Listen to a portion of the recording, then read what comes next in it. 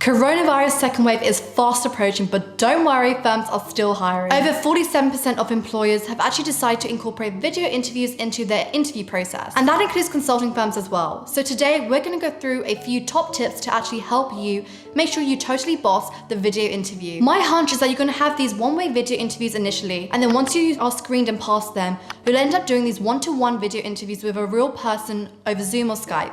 Video interviews are actually really difficult, and I think they're much more difficult than a normal interview with someone in person. That's because firstly, you're talking to someone thin air, but then also secondly, you need to prepare and take care of a few other things than you typically would, like your background, your lighting, your environment, and so on. You need to make it seem like you're in the same room as the interviewer, and this is my biggest trick. Make it feel like to the interviewer that they're sitting literally opposite you and having a conversation with you. Now, some of the stuff I am going to go through may be a little bit obvious, but we need to hammer it home because it can either make or break your video interview. In one-way interviews these days, firms typically use AI to judge you. And just like real people, they're judging you on a few things. Firstly, what you're saying. What skills and qualities are you telling them? Secondly, how are you saying it? Are you coming across as really confident or really aggressive?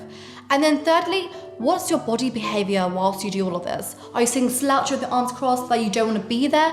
Or do you look engaged? Thing is, AI definitely does pick up much more than a human would. It's gonna be analyzing your facial expressions, your voice modulation, and beware, it can tell if you're lying, if you're, over-exaggerating, or even if you're inconsistent in your answers. The AI will also be picking up on certain words you say, so have a look on the raw description, go through some of the skills, and make sure you actually say these skills explicitly, like communication or teamwork in your video interview. Be truthful, smile, and really convince the AI you really want the job. So the next thing you want to do is kind of act like you're going to an in-person interview in some respects. Just like an in-person interview, you'll be there a little bit earlier, so log on 5 to 10 minutes earlier. Prepare yourself, get into the mindset, and then also bring your CV with you. So by this, I mean load up your CV in the background and any side projects that you have. Because if push comes to shove, you can just screen share your CV and showcase the interviewer what you've been working on. You also need to make sure you prepare your answers, and especially if you are doing a one-way interview, because they will scrutinize your answers a little bit more. So make sure you're really structured in them, use numbered lists, and also you introduce and summarize your answers well. Being at home can be an advantage, right? So what you can do is actually stick your prompts or your cheat sheet just above your camera, literally eye level to where you're looking, so it looks like you're looking at the camera when you may be just flicking up to read something from your cheat sheet. When you're in the room with the interviewer, eye contact can really help you build a personal connection. I think often you can tell how much someone wants it just by looking into their eyes, and maybe it's a little bit weird, maybe it's just me. Regardless, you need to talk directly to the camera rather than talking to yourself and looking at yourself on the screen. And that's because when you do that, you make the interviewer feel like you're talking directly at them. Because don't forget, when you're in person, you're not gonna be looking elsewhere, you're gonna be looking directly at them. So you look fine, honestly, please look at the camera. Now also, because you're not in the same room as your interviewer, you may want to overemphasize your emotions. Now your hands, your facial expressions, use that to show how passionate and enthusiastic you are for the role. You also may be feeling slightly nervous and a little bit stressed. Don't let that show on your face, smile.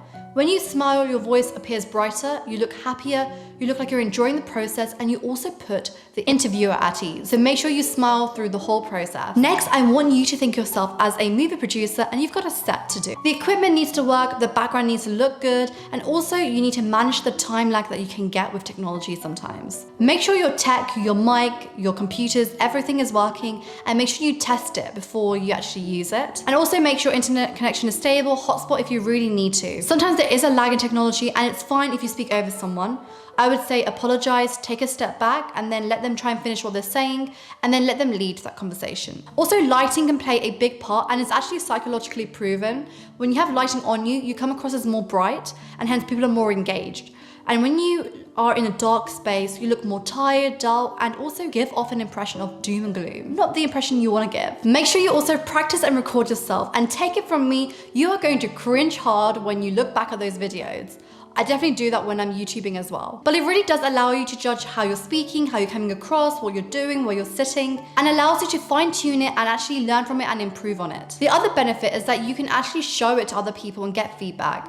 And actually, I make a promise right now, if you send it across to me, I will view every single video and give you feedback. So check out my email, it's in the description box below. I know what you're thinking, shirt at the top, peaches at the bottom, and get really cozy. You don't want to do that. Wear your shoes, you don't want to get too comfortable, because you won't be the mindset of actually being in a real interview.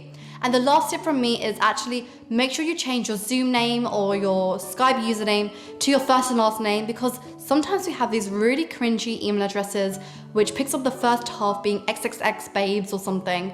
Don't want to show that to the interviewer. And that's it from me this week. Hope you enjoyed it, and I'll see you next week.